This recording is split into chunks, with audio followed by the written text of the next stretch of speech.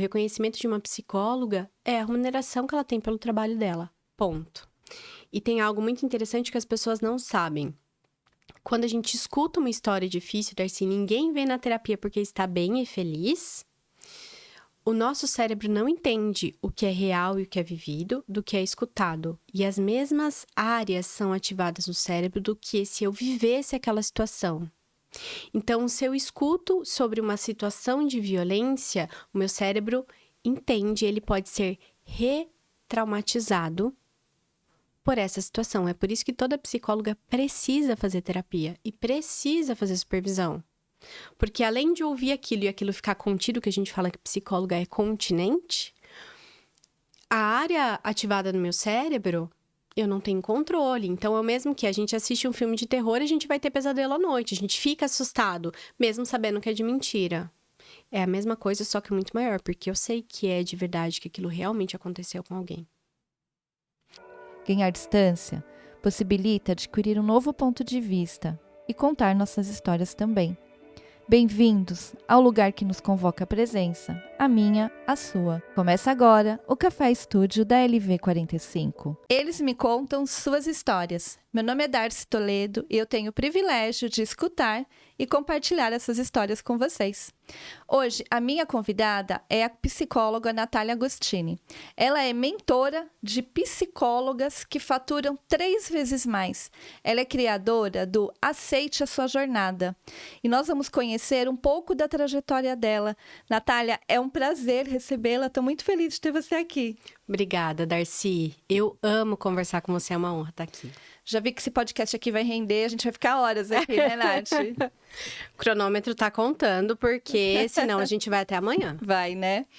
Ô, Nath, eu quero primeiro começar perguntando quem é a Natália? Então, vamos lá. As pessoas costumam se definir por aquilo que elas fazem. E eu gosto de me definir pelas pessoas que estão na minha vida. Então, primeiro, né? Eu sou mãe de 2 crianças, o Vicente, de 5 aninhos, e a Aurora, que hoje tem 2.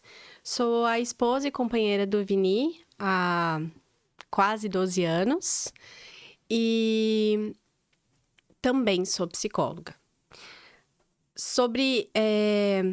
Pensando, né, muito melhor em quem eu sou, eu gosto de dizer que antes eu tinha vergonha de tudo que eu tinha vivido e agora eu entendo que as histórias que eu vivi, elas me formam e a partir do momento que eu decido aceitar quem eu sou, que tá tudo bem ser quem eu sou, eu posso então ser no mundo de uma forma mais saudável, mais inteira, sem me preocupar tanto com aquilo que os outros podem pensar sobre mim. Ô, Nath, e vocês... Quando que você resolveu ser psicóloga? Você, por exemplo, era aquela criança que ficava ali quietinha, escutando os outros? Eu decidi ser psicóloga porque, quando eu era criança, minha mãe tinha uma doença mental, esquizofrenia. E com isso, eu entendi que o meu papel era cuidar da minha mãe, era ajudar a minha mãe a ser mais feliz. Então, desde muito pequena, eu acreditava que eu nasci para cuidar e ajudar as outras pessoas, ponto. Conforme o tempo foi passando, eu senti que as histórias difíceis que eu ia vivendo, elas precisavam servir para alguma coisa. Então, desde muito pequena, eu dizia que isso aqui não pode ser à toa. Eu preciso usar isso aqui para algo maior. Eu preciso usar essa situação difícil para ajudar alguém. Então, desde criança, eu imaginava que eu ia ser psicóloga para ajudar as pessoas, e mesmo sem saber, com as histórias. E aí, como que foi essa jornada, Nath, para a parte de estudo, faculdade? Tá, então vamos lá. O primeiro vestibular que eu prestei não foi para psicologia, eu fiz 4 anos de letras antes da psicologia, porque eu não passei no primeiro vestibular e eu achei que isso não ia dar certo, enfim. E a partir do momento que eu comecei a fazer a faculdade, eu não queria ser psicóloga clínica, porque eu comecei a acreditar que eu não era bom o bastante para atender as outras pessoas. Quando eu terminei a faculdade, eu já estava aqui em São Paulo, então comecei a faculdade no Paraná e vim aqui para São Paulo, morar com o Vini, que é meu marido. E eu acreditava que eu poderia talvez começar atendendo, mas eu não acreditava, Darcy, que dava para cobrar pelo trabalho, ou que uma psicóloga que atendesse num lugar onde ela não conhece ninguém, ela poderia criar um nome. Porque aquilo que eu aprendi é que a psicologia, a gente vai conseguir viver dela depois de 10 anos de formada, que a gente precisa trabalhar por muito pouco ou de graça para ir criando nome, para então viver do nosso trabalho. Então, eu não tinha muita perspectiva, sabe?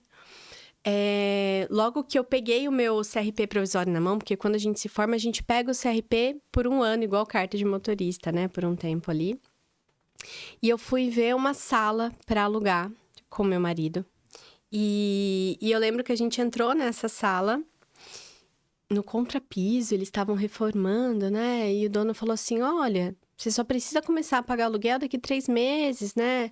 A gente entrega a sala, você ainda tem 3 meses. Eu falei assim, gente, dá pra eu alugar aqui, né? Porque eu só vou pagar um pouquinho de condomínio. O aluguel da sala era R$600.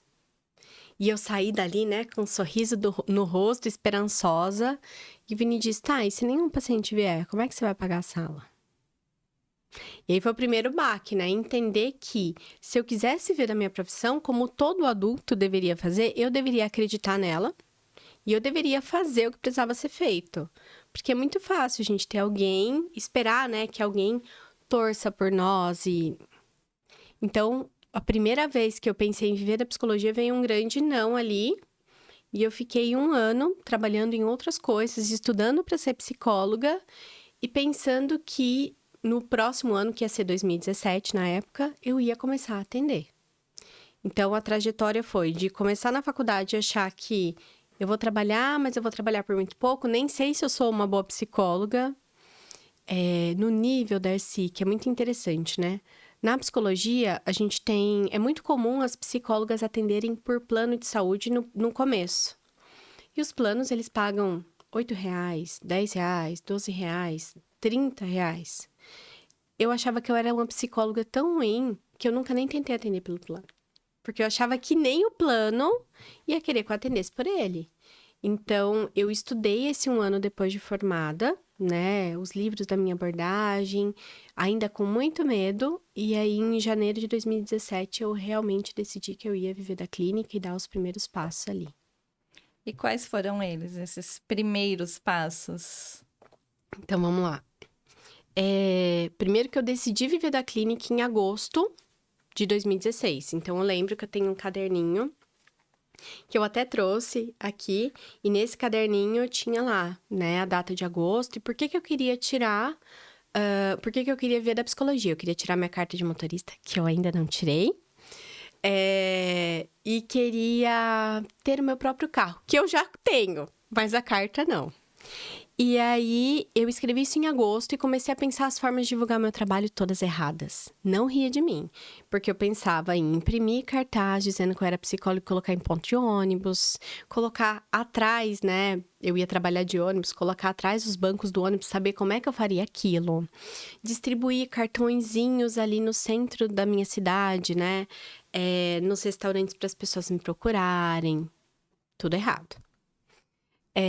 Mas o primeiro passo, ainda bem que eu não fui nesses, foi tirar fotos no dia 1º de janeiro de 2017 para colocar no Facebook e num site. Então, eu precisava de uma foto profissional para colocar lá. E eu lembro que eu tirei 150, 160 fotos, né? Meu marido tirou do celular dele.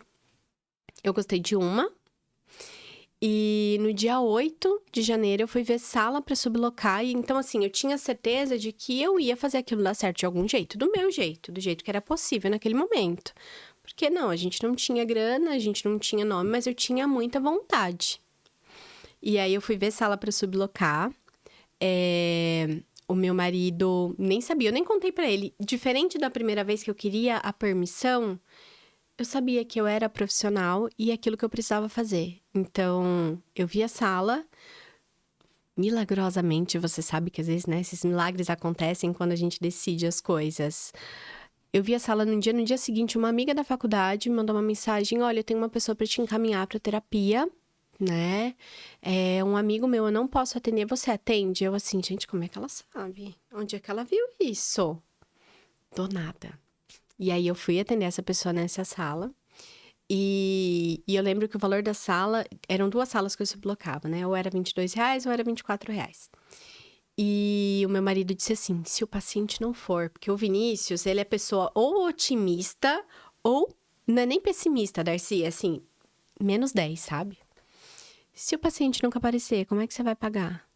Eu falei, ele vai aparecer. Morrendo de medo. Eu sabia que o paciente ia aparecer? Não, eu tava morrendo de medo. R$24 era o dinheiro da feira da semana na época. Mas eu precisava dar esse voto de confiança pra mim, porque ninguém ia dar. O paciente foi, eu consegui pagar todas as vezes a sublocação.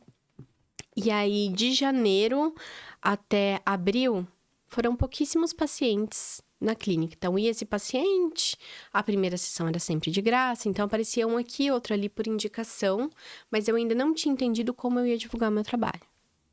E a partir de abril eu descobri o Google, né? E o dinheiro todo da clínica, que era R$600 se o paciente fosse em todas as sessões ali do mês, que eu cobrava 150 desse paciente, eu investi no Google. E aí, 5 dias depois, os pacientes começaram a chegar, eu ainda cobrava muito pouco, então isso é uma coisa importante, né? Não adianta a gente divulgar e captar pacientes, porque se eu cobrar R$350 um mês, eu não vou conseguir pagar as contas do mesmo jeito. Então, eu tinha muitos pacientes, teve semana, sei lá, eu recebi 8 pacientes novos, mas eu me senti insegura sobre o quanto cobrar.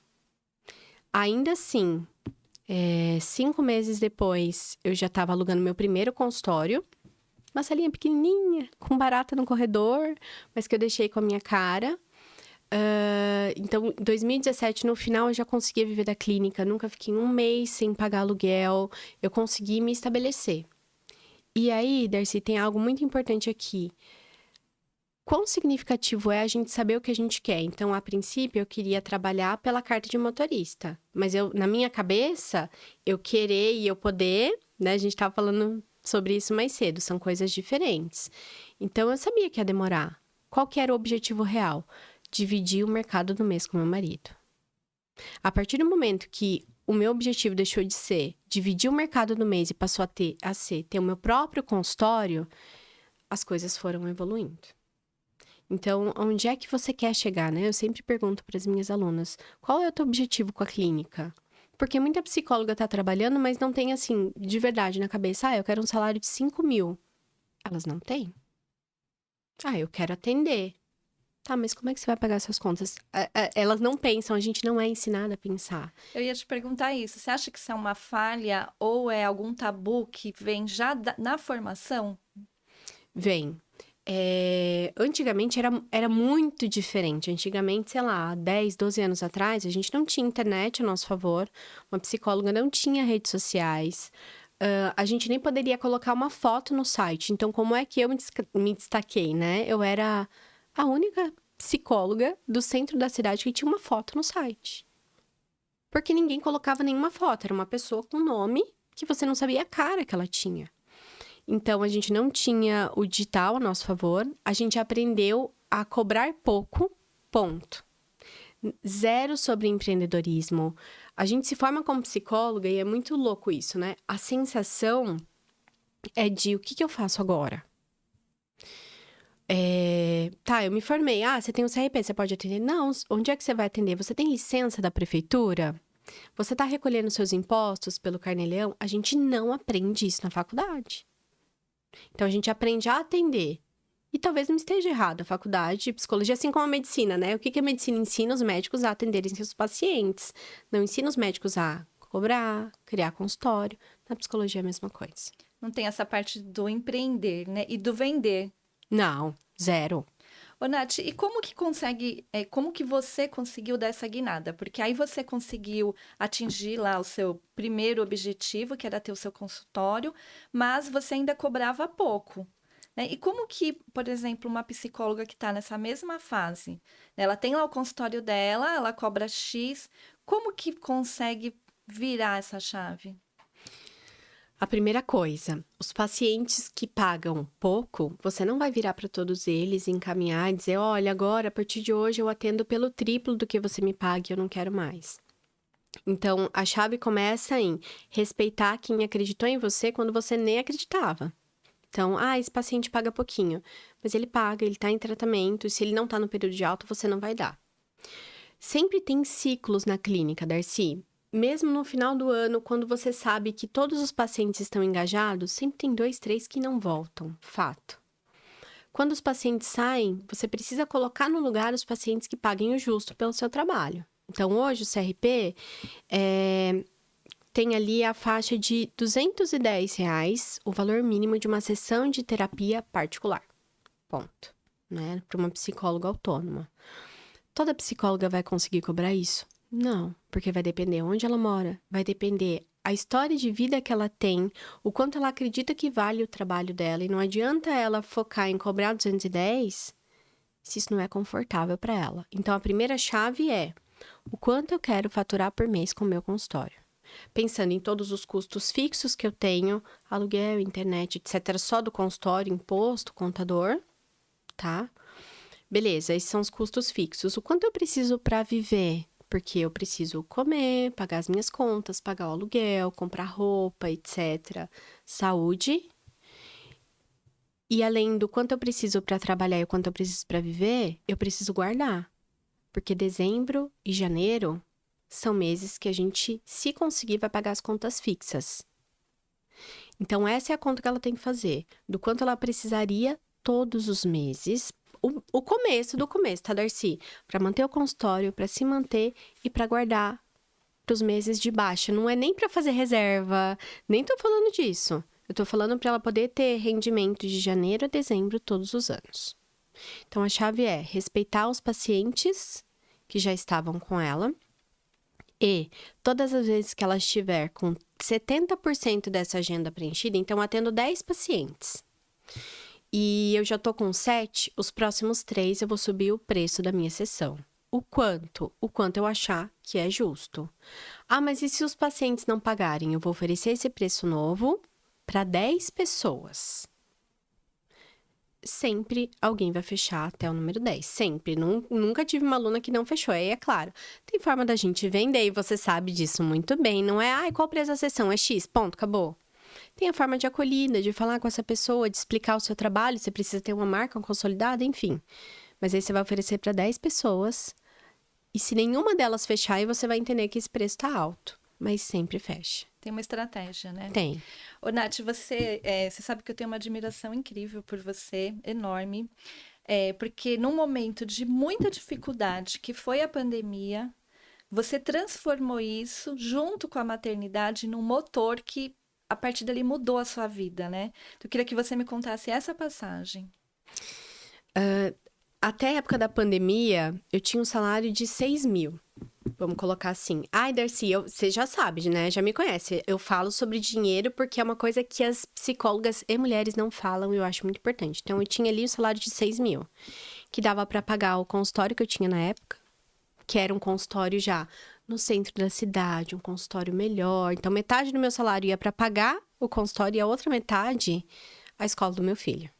Porque meu filho precisava ir para escola, eu precisava trabalhar, enfim. Ele era pequeno, né? Era pequeno, o Vicente tinha 2 aninhos, tinha 1 ano e meio. 1 ano e meio nessa época. E desde os 4 meses, ele vai pra escolinha, a gente não tem rede de apoio, enfim. E aí, quando a pandemia chegou, é muito interessante, porque na psicologia, hoje eu vejo diferente, mas é uma profissão muito solitária. Então, eu não tinha noção com outras psicólogas do que estava acontecendo. Eu não assistia jornal o tempo todo, né? Imagina, com um filho pequeno, trabalhando, enfim. Eu comecei a perceber que tinha algo errado olhando pela janela do consultório. Era no 8º andar e eu via que a rua estava ficando cada vez mais vazia. E aí, os meus pacientes começaram, que iam presencial, porque eu só atendia presencial, eles começaram, agora eu vou trabalhar remoto. E aí, eu tive pacientes que estavam muito doentes aquela semana, com pneumonia. E não era algo comum, não era um período comum. Eu falei, tem algo errado. Quando veio o decreto pra gente ficar em casa 15 dias, que nunca foi 15 dias, eu falei, pode falar a palavra aqui? Pode. Fudeu.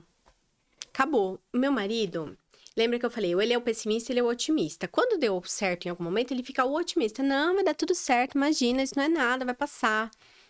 Eu tinha certeza, fudeu. E aí, 2 dias antes do decreto eu já parei de ir pro consultório. E aí eu lembro que, sei lá, era uma sexta-feira, a partir de segunda não era mais, né?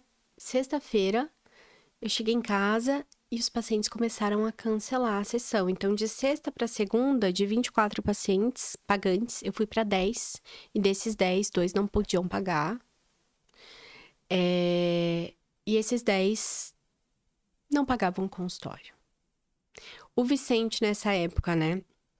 Eu já tinha tirado ele da escolinha particular, porque era o momento que eu queria começar a trabalhar menos, né, no consultório. E eu não confiava ainda o suficiente. Então, eu tinha colocado ele na escolinha municipal naquele momento ali.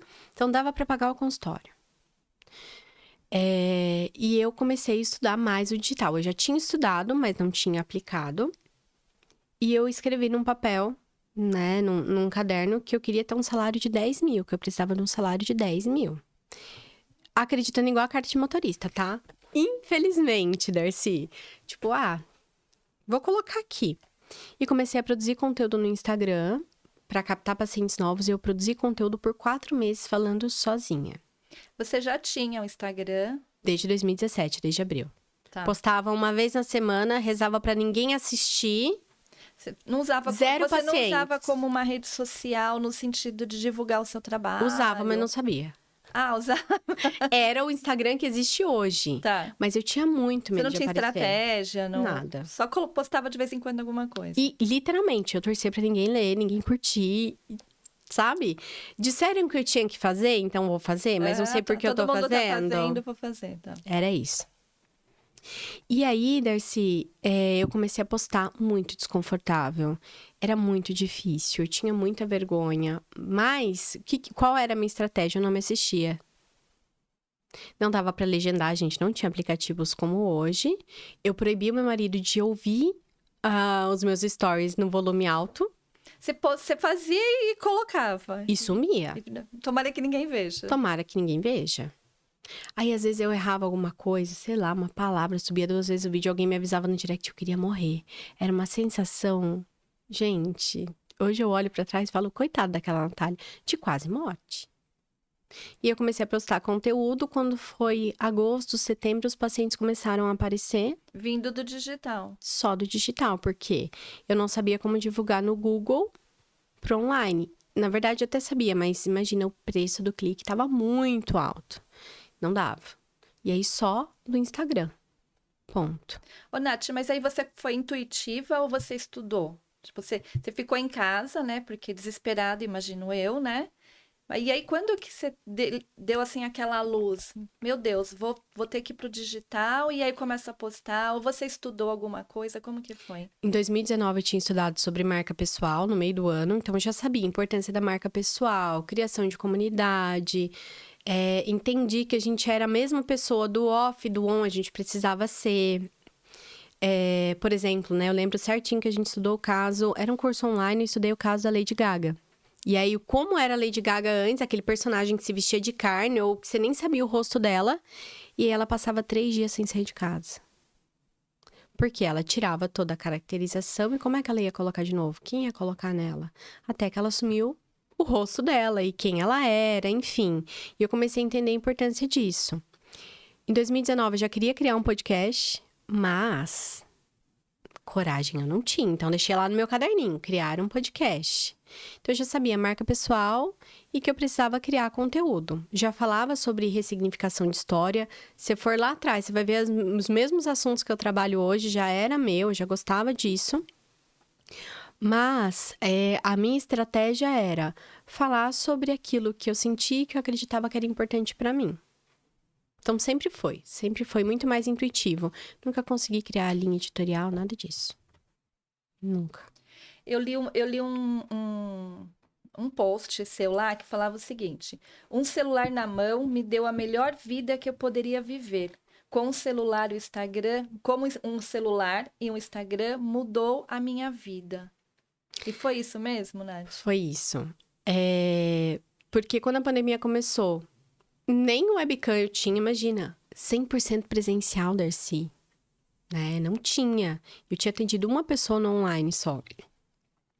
E aí eu tinha um iPhone que eu tinha comprado ali naquele ano, era o meu sonho ter, né? Então, deu certo na clínica. Agora eu vou comprar um iPhone parcelado em 12 vezes. Porque eu sabia que era na verdade, só um desejo, eu queria muito. E aí eu entendi que um iPhone era bom para produzir conteúdo no Instagram. Consegui estudar ali em algum lugar que o conteúdo que a gente produzia para os stories e os vídeos eram aceitos no Instagram, porque o Instagram foi criado para iPhone. Eu falei, opa, peraí, eu acho que eu já tô um pezinho aqui na frente. E o Instagram, ele me permitiu dar a mentoria, ter mais de 1.500 alunas. Todas as pacientes, né? Todos os atendimentos que eu fiz de 2020 até agora. Todas as palestras nas faculdades, evento presencial, tudo veio no Instagram e do celular. Então, é real. Desde que você saiba para onde você está indo e não se preocupe com aquilo que vão falar sobre você, porque vão falar, mas nunca vão falar pra gente, é um ótimo caminho. Então, realmente mudou minha vida, né? Mudou minha vida, mudou a vida dos meus filhos, me deu muitas oportunidades, porque eu entendi que as pessoas não tinham a coragem de aparecer como eu tinha, as pessoas se identificam quando você posta conteúdo. E muitas vezes, além dessa identificação, elas buscam respostas que você tem. Então, um celular na mão e o Instagram mudaram a minha vida, levaram o meu trabalho para lugares inimagináveis. Ô, Nath, você contando assim, né? Na verdade, você sabia tudo isso. Você já tinha estudado, né? Tudo isso. O que faltava mesmo para você falar, não, agora eu tenho que fazer isso aqui? Porque não foi uma coisa assim, amanhã eu resolvo fazer. Não, você tinha toda uma técnica, um estudo aí por trás, né? O que te impulsionou ali? Não ter mais paciente no presencial e entender que era a única saída. Porque quando eu fui pro digital, Darcy, eu não tinha ideia de ensinar outras psicólogas. Era só captar pacientes, era isso que eu fazia. Né? Eu não tinha a visão que dava para dar curso online, nem nada disso. Então, perder todos os pacientes e ter o Vicente em casa. Então, o que eu fazia, né? Eu já sabia que eu deveria estar, mas você sabe, é um interno aprendizado. Então, na pandemia, eu passava o dia com o Vicente, atendia ali os pacientes que eu podia. Meu marido também trabalhava de casa, né? Na empresa dele, no CLT. E aí, das 10 da noite até 2, 3 da manhã, eu estudava. Então, eu estudava como fazer um podcast, eu estudava o que eu deveria postar, eu estudava do que as pessoas gostavam mais. Estudava chamada para ação, que eu sempre fui péssima em fazer. E aí, a mesma coisa que a gente vive hoje, né? Eu tinha também essa obesidade de conteúdo. Então, tinha que ser um feed vitrine, não tinha que ser um feed vitrine. Você tem que criar vídeos. Impossível para mim. Mas eu entendi que eu precisava estar ali, porque eu não ia ter paciente. E lembra, lá atrás eu decidi que eu ia ser uma psicóloga que ia fazer dar certo. Então, voltar para trás não é uma opção. Eu vi muita psicóloga com 20 anos de carreira, Darcy, me procurar pra... Olha, eu quero estar no Instagram, mas eu não quero contar minha história. Você pode me ajudar? E eu tenho que falar, não. Olha, eu tinha um consultório cheio em tal lugar, só que zerou, os pacientes não vêm mais e é online agora. Quem não se adaptou, ficou. Porque é isso, quando a gente resolve empreender, a gente sempre vai ter que estar um passo à frente e arriscar. Porque se a gente esperar dar certo para todo mundo, a gente já vai estar atrasado. Então, o que me fez foi não ter pacientes e ter um filho para cuidar, ponto. Eu parei de me preocupar com o que iam pensar sobre a psicóloga que estava ali no Instagram, sobre os colegas, né, que eu tinha, e comecei a pensar que o meu filho não liga, não estou falando nada demais e eu preciso de pacientes, ponto. Ô, Nath, e aí você começou a compartilhar lá no seu Instagram, você conta a sua história, né? Você sempre usa a sua história como uma base para depois você desenvolver algum tema, algum assunto mais específico, né? Isso foi uma coisa que aí você também estudou isso, foi natural e você foi sentindo que as pessoas estavam se identificando. Como que foi isso? A Natália criança queria fazer isso. A Natália psicóloga achava que isso não poderia, porque é o que a gente aprende na faculdade, né? Então, para você ter uma noção, Darcy, na faculdade eu aprendi que se o paciente pergunta olha na sua aliança, né? E pergunta se você é casada, você não responde. Você fala assim, por que você quer saber? Por que é importante pra você saber disso? A gente tá aqui só pra falar da sua vida, né? E foi desse lugar que eu vim como psicóloga. Mas eu entendi lá na marca pessoal em 2019, eu ouvi uma frase que despertou alguma coisa em mim. Ou você conta a sua história, ou vão contá-la por você e não vai ser a versão real dela. E aí eu falei, pera, eu preciso contar então a minha história. Eu preciso saber me colocar aqui. E aí, que bom, né? O universo fez com que eu participasse de um curso no início da pandemia sobre como trabalhar. Eu não vou lembrar exatamente o nome, mas assim, como é que você trabalha tragédias, né? Como é que você faz intervenções na psicologia em momento de tragédia? Como é que você vai atender as pessoas agora trancadas na sua casa na pandemia, sabendo que você também tá vivendo isso? Foi um curso que eu fiz e nesse curso, o psicólogo que era o Alexandre Coimbra, ele chamava as psicólogas de queridas. Eu falava, pera, mas... Ele falava das coisas da casa dele. Eu falei, pera, ele é uma pessoa que eu admiro muito na psicologia e ele tá trazendo coisas pessoais aqui. Vamos lá. E ele indicou um autor chamado Boris Cyrulnik. E eu tenho um problema. Quando eu leio um livro do autor e eu gosto, eu compro todos e leio todos. E o Boris, ele se tornou médico, enfim, estuda sobre trauma, resiliência, já é um senhor. E ele contava a história dele. E ele falava sobre o quanto o trauma faz com que a gente escreva a história de um jeito diferente. E todos os livros dele são baseados em histórias. E eu comecei a parar para pensar. Quantas abordagens de psicologia, aliás, todas, vêm da história do autor da abordagem. Então, a psicanálise foi criada por Freud, baseada na história de vida dele, que a gente conheceu depois.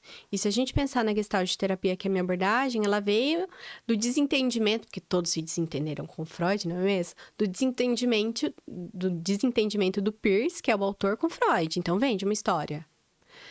E aí eu comecei a ver que dava, sim, para trazer a história de vida, para ajudar as outras pessoas, olhando para tua abordagem, para o teu paciente, para como você enxerga o mundo.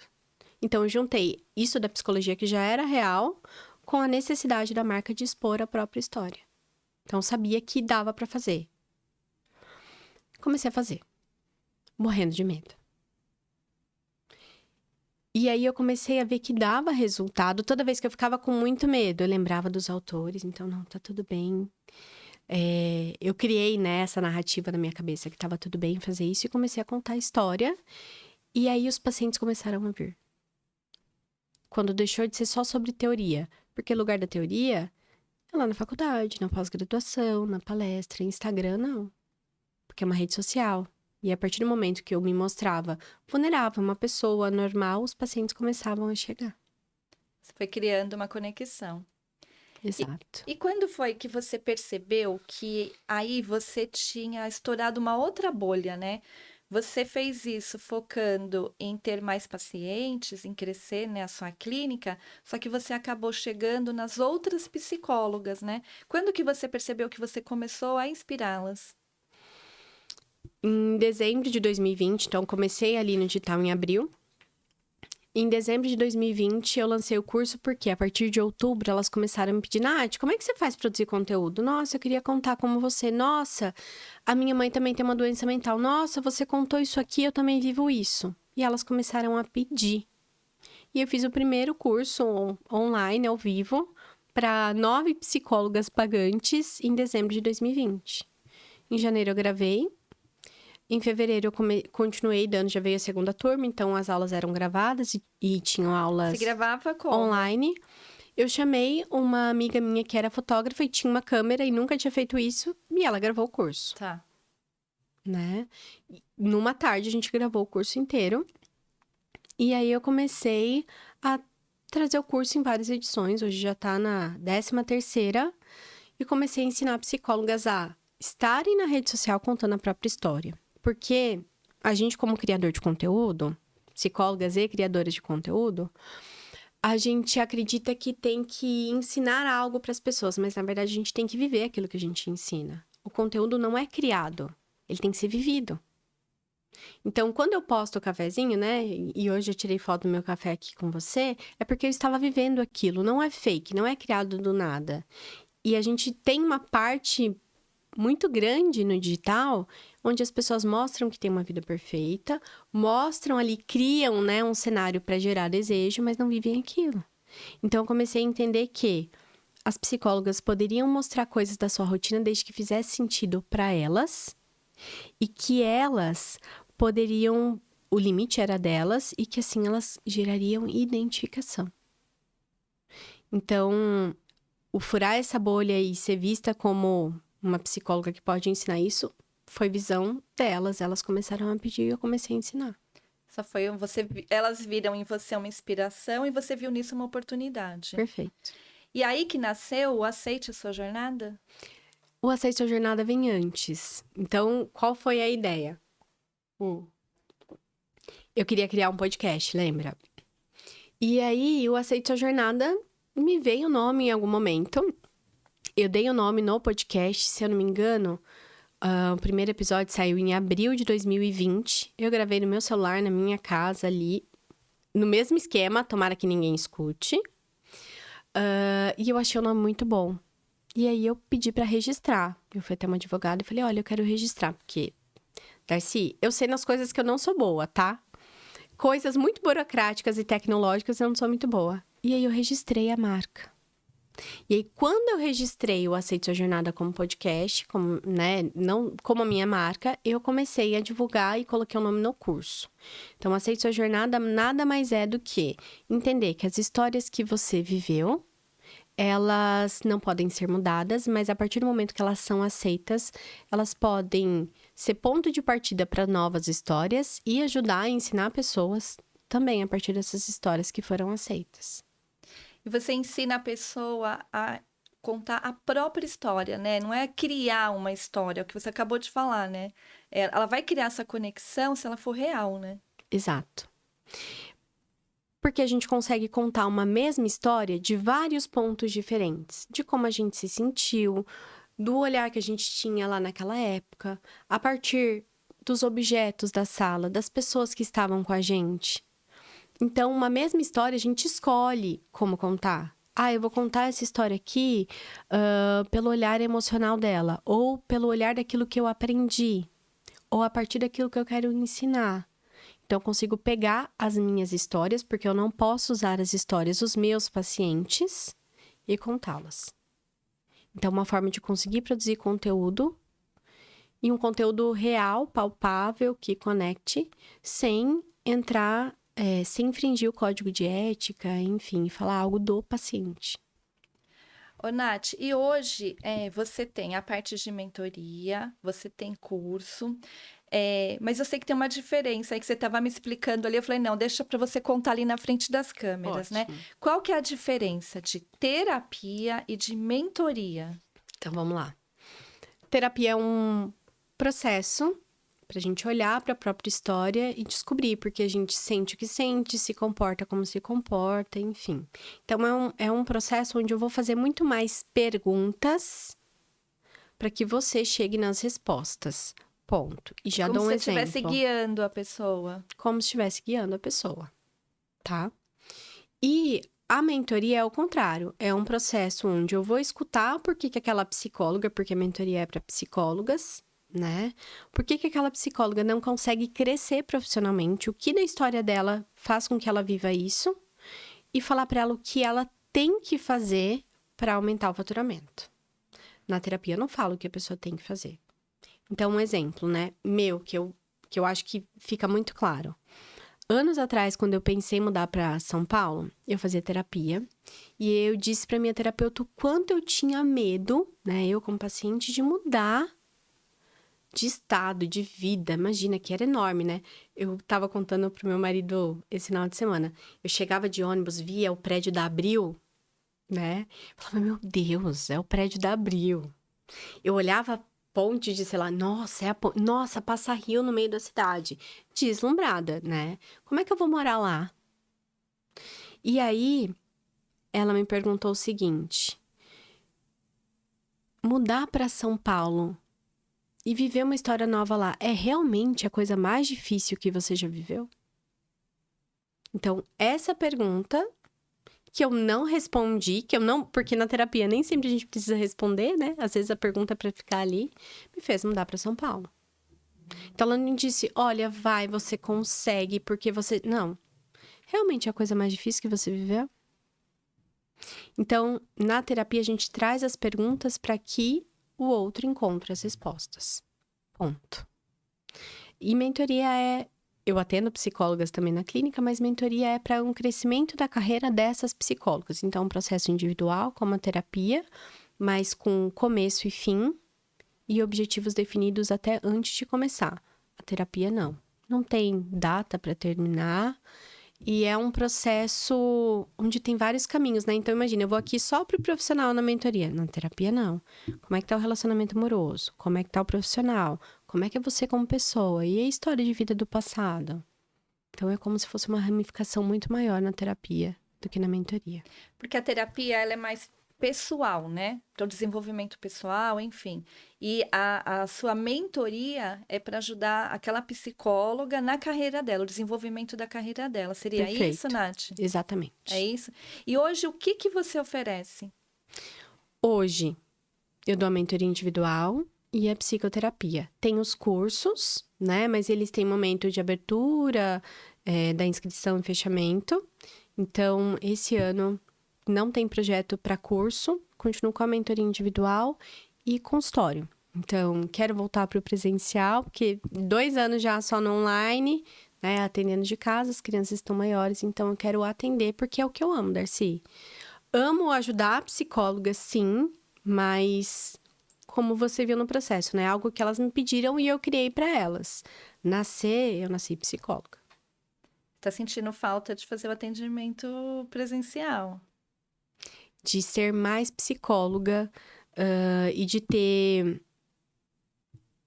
mais histórias de pacientes, de pessoas querendo, né, desenvolvimento, do que focar nas mesmas estratégias. Porque no curso para psicólogas, imagina, há quase 4 anos, 13 edições, eu ensino as mesmas coisas. Como é que elas vão captar, como é que elas vão responder, como é que elas vão divulgar. Terapia, não. E mentoria também não. Cada história e cada dia é completamente diferente. Porque no seu curso, e eu sei porque eu tive o privilégio de... Eu sou sua aluna, né? Porque eu gravei o curso inteiro aqui, então eu sei tudo que tem lá, né? Uhum. Porque no curso, Nath, você ensina técnicas mesmo, assim, né? Você cria todo um roteiro lá, desde a agenda, organizar a agenda. Não vou dar muito spoiler, não, para o pessoal comprar seu curso.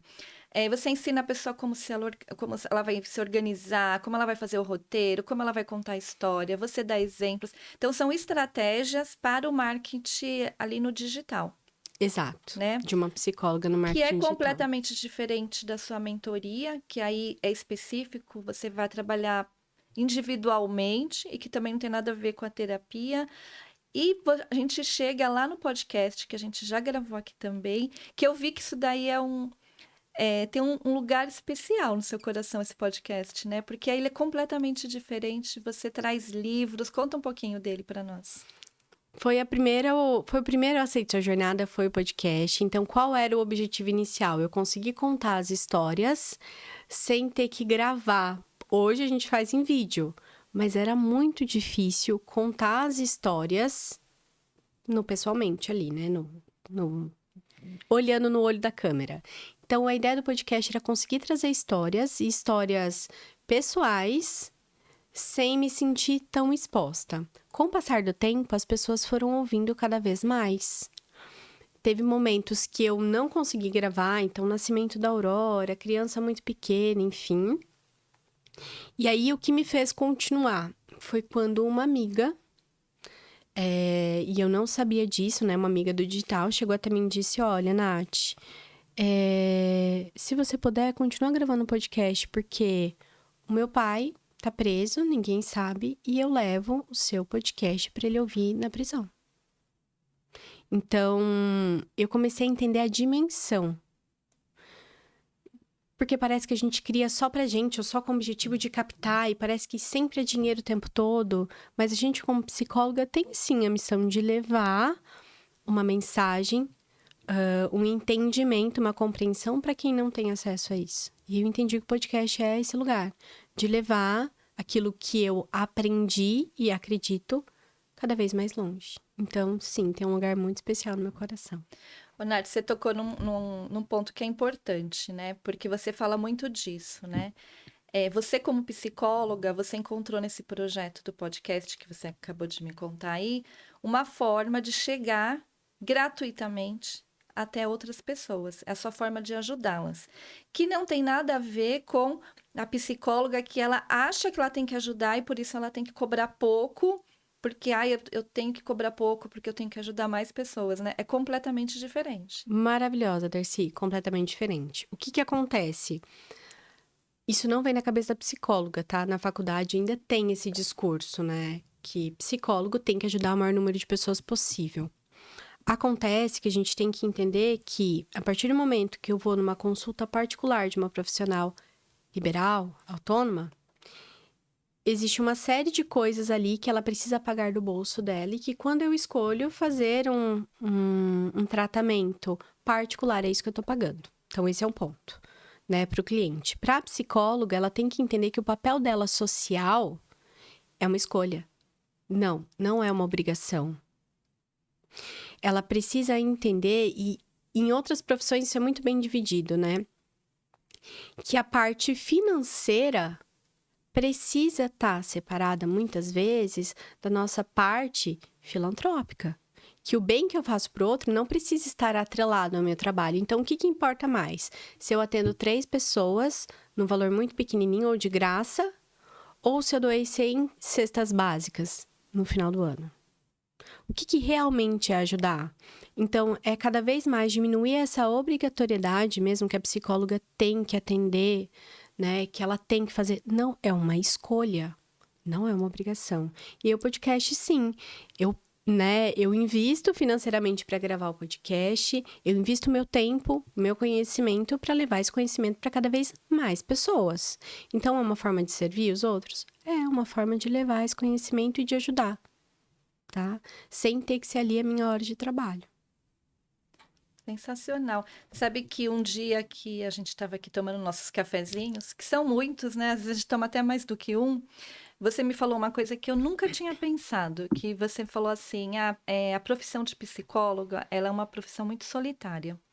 E é a única profissão onde a gente passa o dia inteiro escutando histórias, e nem sempre essas histórias são fáceis, e nós não podemos chegar em casa e o marido perguntar, como foi seu dia? E você contar, porque você tem aquele sigilo, né? Exato. E eu nunca tinha parado para pensar sobre isso, né? E realmente como é desvalorizada, né? Eu acho que é um aspecto que, se a gente não escutar uma psicóloga falando, a gente mesmo não vai parar para pensar, né? É muito importante isso, né? Isso precisaria ser mais pautado, né? As pessoas precisariam falar mais sobre isso, né? Eu falo para as minhas alunas que o nosso reconhecimento é o ganho financeiro que a gente tem, porque é a única coisa que a gente realmente poderia mostrar. Então, olha só o quanto eu faturei no meu trabalho esse mês. Porque é isso, né? Quando é que meu marido começou a acreditar em mim, Darcy? Quando eu comecei a ganhar equivalente ao que ele ganhava. E não quando eu falei para ele, né? Porque não pode? Quantas vidas eu tinha salvado, quantas pessoas chegaram lá destroçadas e saíam sorrindo. Quando é que ele começou a ver dar certo? Quando o dinheiro veio.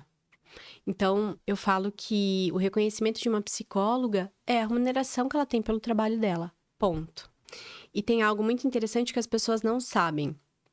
Quando a gente escuta uma história difícil, Darcy, ninguém vem na terapia porque está bem e feliz, o nosso cérebro não entende o que é real e o que é vivido do que é escutado. E as mesmas áreas são ativadas no cérebro do que se eu vivesse aquela situação. Então, se eu escuto sobre uma situação de violência, o meu cérebro entende, ele pode ser retraumatizado por essa situação. É por isso que toda psicóloga precisa fazer terapia e precisa fazer supervisão. Porque além de ouvir aquilo e aquilo ficar contido, que a gente fala que psicóloga é continente, a área ativada no meu cérebro, eu não tenho controle. Então, é o mesmo que a gente assiste um filme de terror, a gente vai ter pesadelo à noite. A gente fica assustado, mesmo sabendo que é de mentira. é a mesma coisa, só que muito maior, porque eu sei que é de verdade, que aquilo realmente aconteceu com alguém. Então, entender que é um trabalho que a gente precisa reinvestir o tempo todo para ser minimamente boa no que a gente faz. Não é pegar aqui o dinheiro que as pessoas falam, né? Que você só escutou o outro. O dinheiro que eu só escutei o outro e colocar no meu bolso. Fora todos os meus compromissos, né? Como uma cidadã, dos impostos que eu preciso pagar, tem esse reinvestimento para eu estar bem, tanto quanto pessoa, quanto como profissional o tempo todo. E você ensina isso? Ensino. Essa valorização e essa percepção de que a gente, para ser boa no que a gente faz, vai ter que reinvestir. E trabalhar também que o outro não precisa valorizar o nosso trabalho. Que isso tem que partir da própria psicóloga. Ô, Nath, e como que as pessoas têm que fazer para te achar nas redes sociais, te seguir, escutar seu podcast? Vou pedir para você deixar aqui nessa câmera. Vamos lá. Hoje tá muito fácil, então basta você ir lá no Google e digitar psicóloga Natália Agostini, que você vai encontrar o meu podcast, que é o Aceite Sua Jornada, que está disponível no Spotify. Você consegue me encontrar no Instagram como psicóloga Natália Agostini. E em breve, mais vídeos como esse no YouTube. E você também vai me encontrar lá como psicóloga Natália Agostini. Muito bom. Obrigada. Adorei te receber aqui. Você sabe que você tem um lugar também especial no meu coração, né? Além de eu ir na sua casa tomar cafezinho, você vem tomar café aqui. Adorei mesmo nosso bate-papo. Muito bom te ter aqui, viu? Muito Obrigada bom. pelo convite, Darcy. Eu amei. Obrigada. Para você que ficou até agora aqui nesse vídeo, já sabe, né? Deixe seu like, se inscreva no canal e quero ver comentários aqui, porque isso vai fazer com que este vídeo chegue até mais pessoas. E até a próxima.